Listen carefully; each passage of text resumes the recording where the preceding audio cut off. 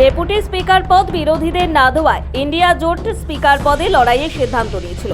যদিও কংগ্রেসের এককভাবে কে সুরেশকে প্রার্থী ঘোষণা করায় তৃণমূল সহ ইন্ডিয়া জোটের একাধিক শরিক ক্ষোভ প্রকাশ করে। শেষ পর্যন্ত সব জোট শরিকই সুরেশের মনোনয়ন মেনে নেয়। তাই কংগ্রেস সহ ইন্ডিয়া জোটের তরফে প্রার্থী ছিলেন প্রবীণ সাংসদ কে সুরেশ।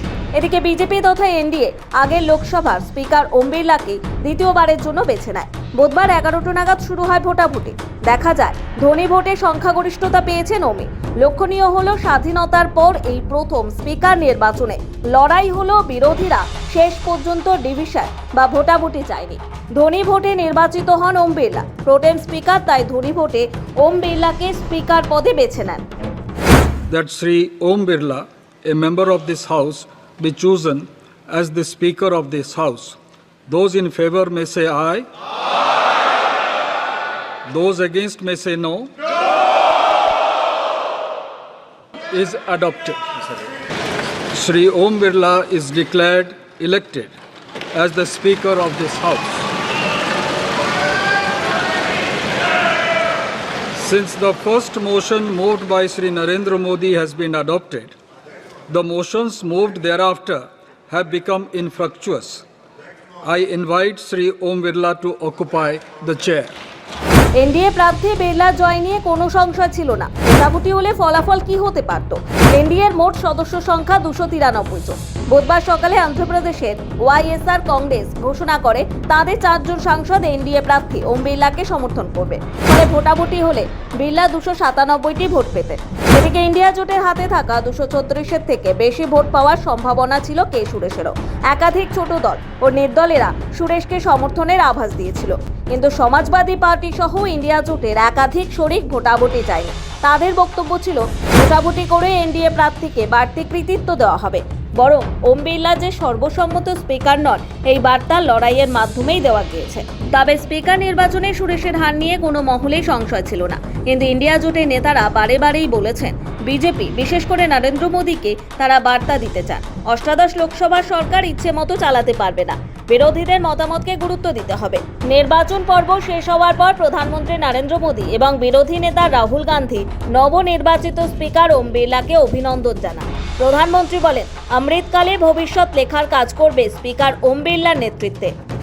जो कार्य आजादी के 70 साल में नहीं हुए, आपकी अध्यक्षता में इस सदन ने इसको करके दिखाया। लोकतंत्र की लंबी यात्रा में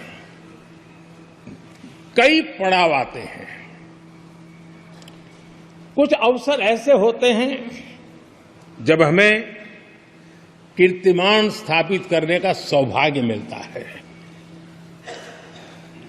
17वीं लोकसभा में उपलब्धियां, मुझे पूरा विश्वास है देश आज भी और भविष्य में उसका गौरव करेगा। आज देश अपनी आकांक्षाओं की पूर्ति के लिए भारत को आधुनिक बनाने की दिशा में जब हर तरह से प्रयास हो रहे हैं, मैं मानता हूं कि ये नया संसद भवन भी अमृतकाल के भविष्य को लिखने का काम करेगा और वो भी आपकी अध्यक्षता। নবনির্বাচিত স্পিকারকে অভিনন্দন জানিয়ে লোকসভার বিরোধী দলনেতা রাহুল গান্ধী বলেন বিরোধীদের কণ্ঠ পৌঁছে দেওয়া জরুরি। তিনি আশা রাখেন স্পিকার বিরোধীদের কথা বলার সুযোগ দেবেন। For your successful election, for the second time that you have been elected, I'd like to congratulate you on behalf of the entire opposition, on behalf of the India Alliance. This house represents the voice of India's people. And you, Speaker Sir, are the final arbiter of that voice. Of course, the government has political power, but the opposition also represents the voice of India's people.